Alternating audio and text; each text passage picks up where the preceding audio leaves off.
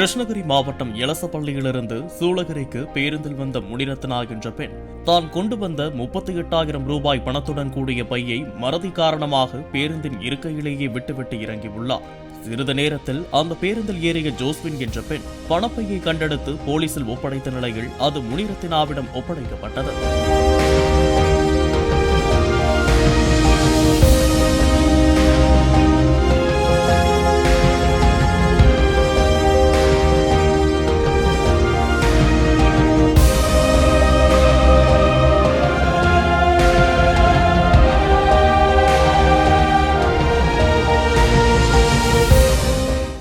Play store மற்றும் app ஸ்டோரில் இருந்து பாலிமர் செயலியை QR கோடு மூலம் பதிவிறக்கம் செய்யுங்கள்.